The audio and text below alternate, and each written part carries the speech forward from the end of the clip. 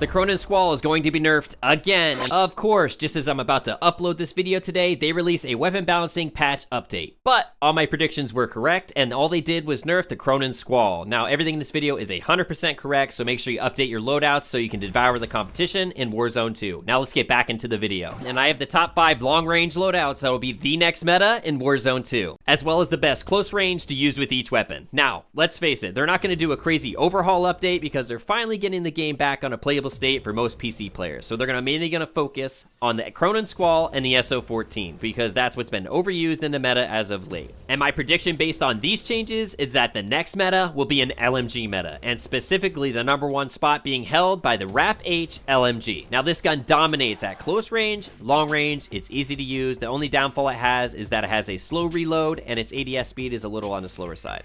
Now for the loadout here, we have the F-Tac Ripper Underbarrel, tuned to recoil stabilization and aiming idle stability.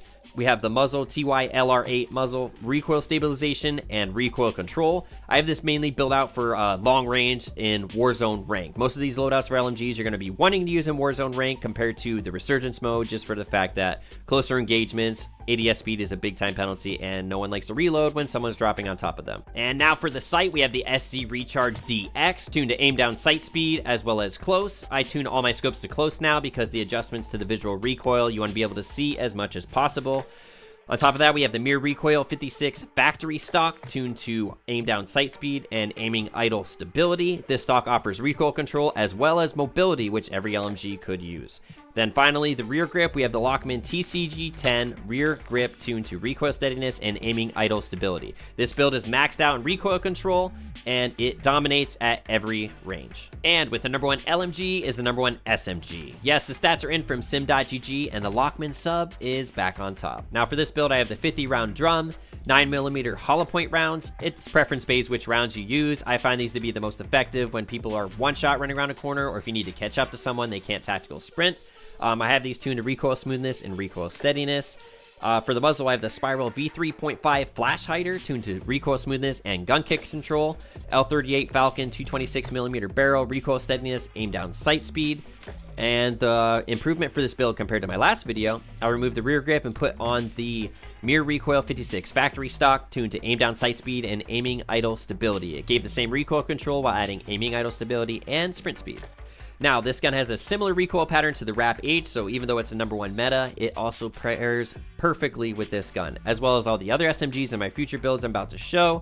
They are paired perfectly with each gun's recoil pattern and how they play. Now, moving on to what I think will be the most used in the next meta, as long as it doesn't get nerfed. For some reason, whenever the TAC V is about to become #1 meta, they seem to pre-nerf it. Yes, it will be the most powerful weapon after the Cronen Squall nerf, but just like when the RPK was nerfed in the beginning of Warzone 2, they nerfed the TAC V before it had a time to shine. And yes, for this build, we're using iron sights. The TAC V is one of those weapons where it seems like it always needs one more attachment to be absolutely perfect. So to have a perfect recoil and good bullet velocity, the gun does not have a sight, and this is how I prefer to use it. For the build here, we have the 50 round drum. For the ammunition, the high velocity rounds, tuned to recoil smoothness and recoil steadiness. The F-Tac Ripper 56 underbarrel, tuned to recoil stabilization and aiming idle stability. Sack and Tread 40 muzzle, tuned to recoil stabilization and recoil control. And then for the stock, instead of the rear grip, most builds you see use the rear grip for recoil control, but it kills the aiming idle stability. For this, we have the aim down sight speed and aiming idle stability for the Tactique Brute stock. Now this gun will dominate if it doesn't get nerfed, so keep an eye on it. If you hate LMGs, this is the perfect replacement for you. And paired with that is the KB Broadside Explosive Round Shotgun. Yes, if you're playing ranked, you can't use this. If that's the case, use the Lockman sub, but this gun is completely broken. I find it to be better than the MX Guardian. The MX Guardian auto is a little inconsistent with shots. You have to actually aim with this gun. You can't hip fire it, but it 2 shots to the head and the neck and is completely broken. The build for this gun, 12 shell mag, 12 gauge explosive rounds, tuned to damage range and recoil steadiness. OVL 70 comp muzzle, tuned to recoil stabilization and recoil control. These attachments make the recoil go straight up, so aim at the chest, boom, boom, boom, 3 shots max. If you hit neck and head, it's 2 shots, insta kill.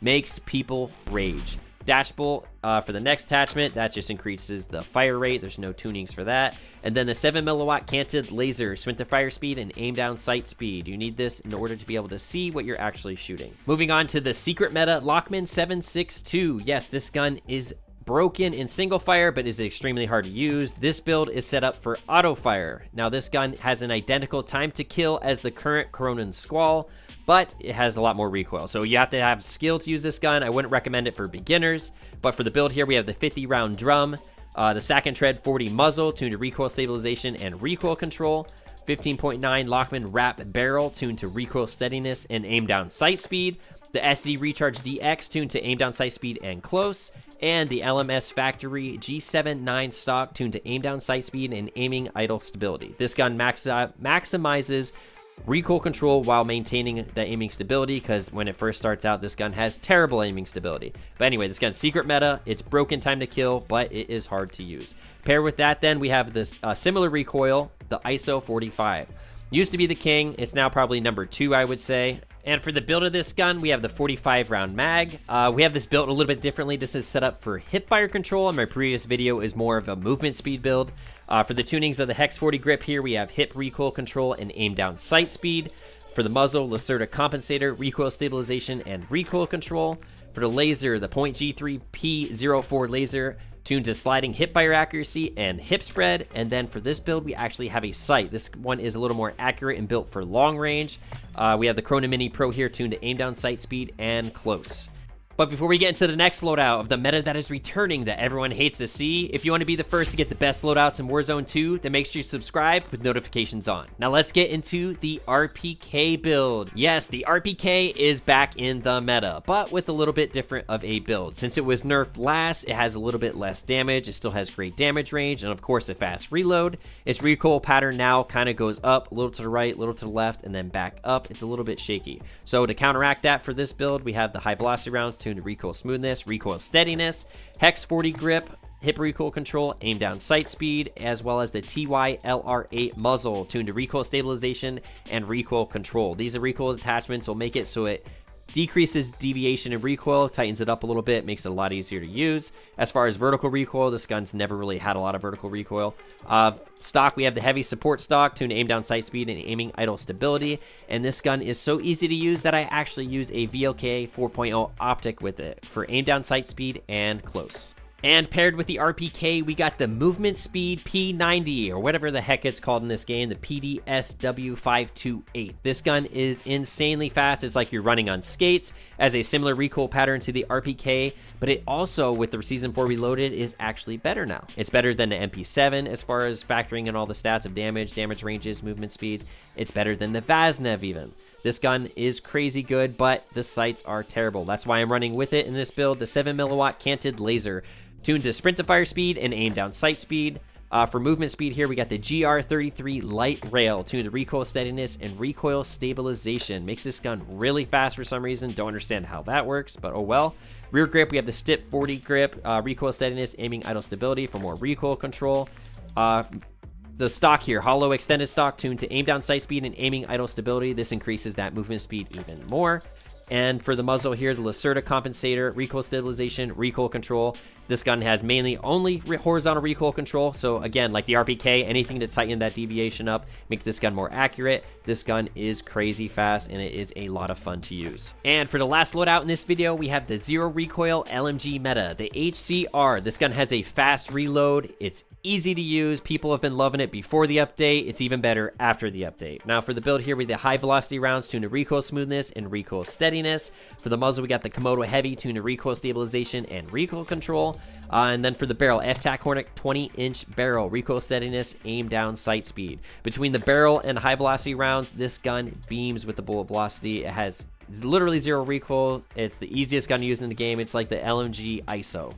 For the comb here, Bruin TS30 comb, recoil stabilization, aiming idle stability, and of course the SZ Recharge DX, tuned to aim down sight speed and close. This gun is going to be one of the crowd favorites you're going to see everyone using. It's not the most dominant weapon because it doesn't really benefit from headshots. And speaking of crowd favorites, paired with the HCR is the Basniv 9K SMG. Yes, this gun is still in the meta, even though it dropped down a little bit as far as rankings. It's still fast, still great time to kill, of course easy to use. For the build here, 45 round mag, ammunition, 9mm hollow point rounds, tuned to recoil smoothness and recoil steadiness. Muzzle, Spiral V3.5 flash hider, tuned to recoil smoothness and gun kick control.